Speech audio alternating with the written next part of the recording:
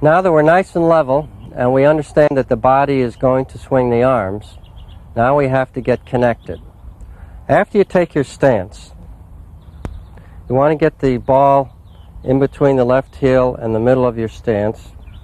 You want to get your elbows comfortably away from your body, not too close so you're on your heels, not too far away so you're on your toes, and you're in that nice athletic position with your hands over the ball. You have a nice triangle with your arms and your shoulders. Once you get in that position, there are three parts to connection. One, you want to keep your elbows in front of your center. This is the front out here throughout the swing. They're not going to stay exactly in front of the center, but that's what you're going to try to do. When you take your back swing, remember now the center is swinging your arms. Your job is to keep your elbows in front of the center. In order to do that in the follow-through, you have to keep the center moving. If you stop the center, then the arms get over here. They're not in front of the center anymore. The next thing we need to do is to keep your elbows the same distance from the center. Here to here. The only way you can keep them the same distance from the center is to keep your center moving. If the center stops, they're not the same distance from the center anymore. Now the third part of connection, and this probably separates the pros from the amateurs more than anything else as far as connection is concerned, and that is to keep your elbows the same distance apart throughout the swing. When you take your stance, remember your elbows are not tense, too close, but you want them close together. You see, you don't want them like this. All right. Take your back swing about waist high.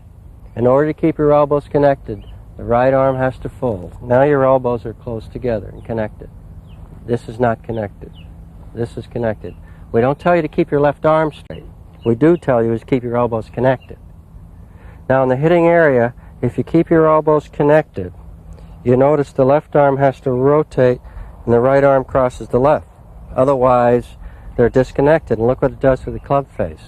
The ball goes to the right. What's the thing that most amateurs do is they hit the ball with a slice on it. That's because their face opens up, and it's usually because they're disconnected here.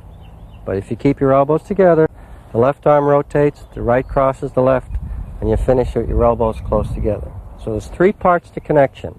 Elbows in front of the center, the same distance from the center, and the elbows the same distance apart. This is disconnection. Elbows are not in front of the center anymore. This is disconnection. Elbows too far apart.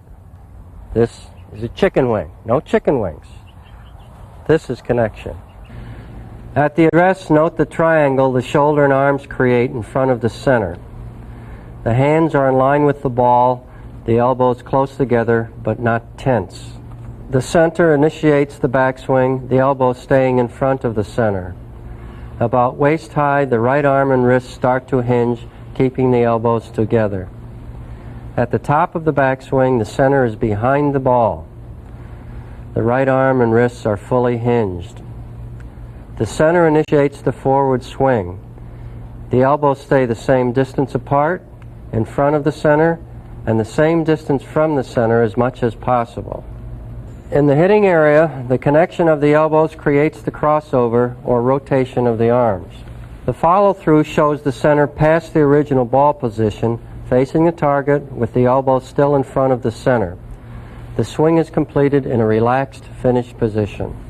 So let's get connected, and you'll have a good swing. That's where your distance comes from.